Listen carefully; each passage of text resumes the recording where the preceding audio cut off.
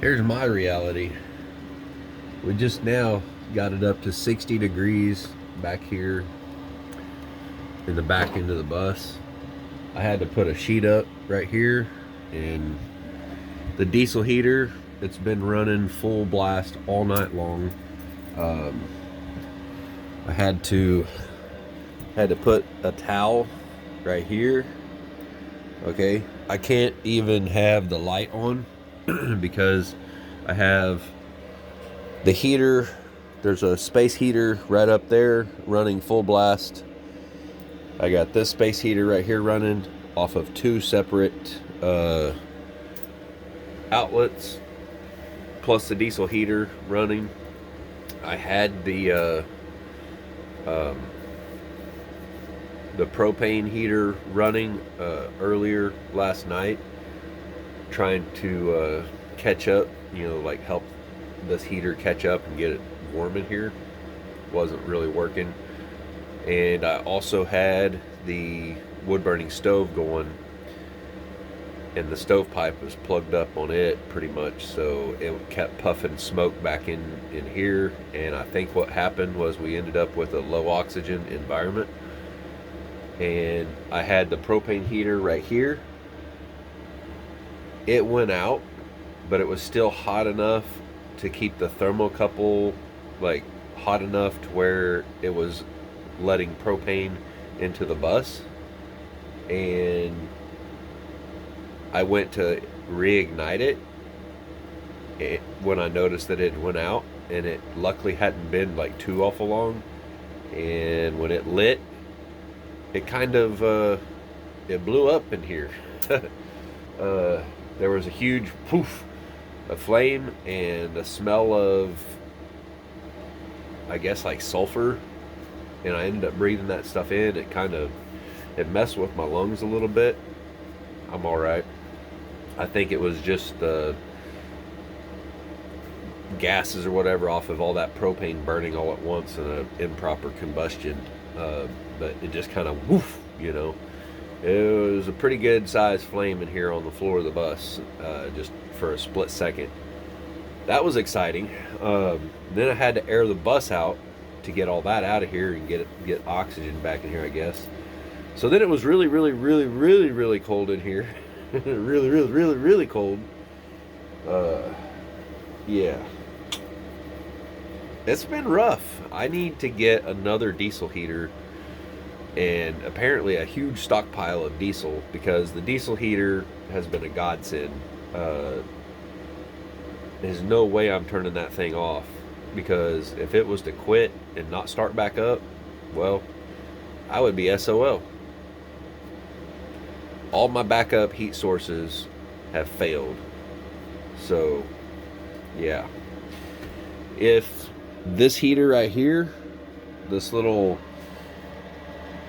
thing right here, if it quits on me, oh man, that diesel heater ain't able to keep up. It's barely 60 degrees in this back part of the bus right now, just because I put this right here up, and that's helping. There's still a flow of air going underneath right here, okay?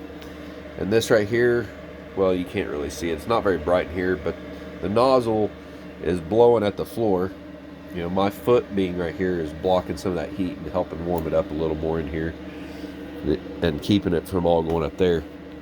So I have my... Here, let me do this. It's not very bright in here.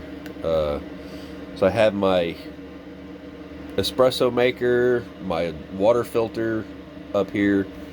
The only thing I gotta be concerned about up in the front of the bus right now is the batteries for the solar. Let's see, what else?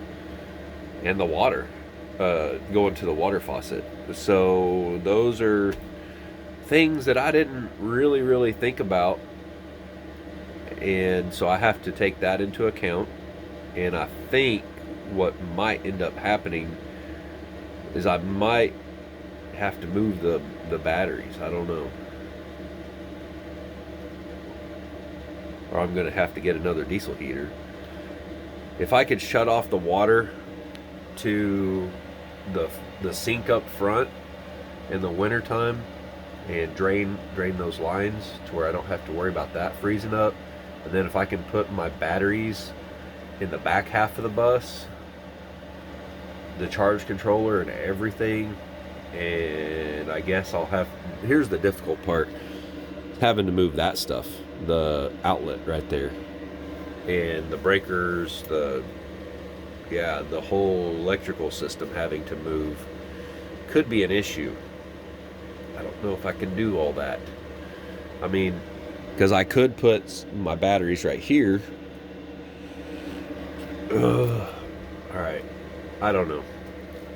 It is -4 degrees outside right now. It's not terribly cold up there. It is definitely not comfortable in the bus if I don't have that sheet up there. We were like 40 degrees inside the bus and dropping. So the diesel heater was not keeping up. Now I've got to wait for everything to stabilize, but as long as we can keep the batteries and all that stuff from freezing and keep it comfortable back here in this part of the bus, it's not a big deal. I actually had that hoodie on for the overnight.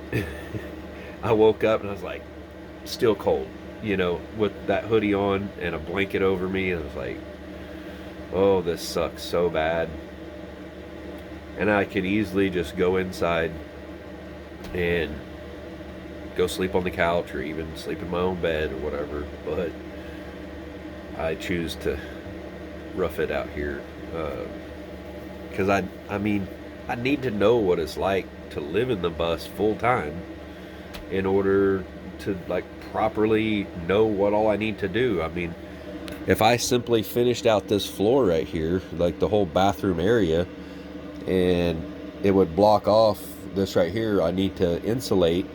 I need to do some spray foam insulation underneath of that on top of the wheel well. So if I finish that out, that would be insulated a lot better. If I finish out this wheel well, get all the insulation and everything, the flooring and everything done around it, well, that would be a heck of a lot less heat transfer, I guess, right? And had I not taken all the insulation off the ceiling, it probably wouldn't be a huge deal. How the heck did I survive last winter? Because it got pretty stinking cold last winter. I don't know if it really, I don't remember if it was this cold for very long. I did it somehow. Well, I had a heat gun going in here on one of these plugins. That heat gun puts out quite a bit more heat than this thing right here. So, yeah. I know. I need more light. All I have is that one little lantern right there lighting up this back part of the bus. So anyways, I'm gonna go to bed. Hope you guys enjoyed this little short video. This is what it's like living in a bus with no insulation. I mean, virtually no insulation. We'll see you later. Bye.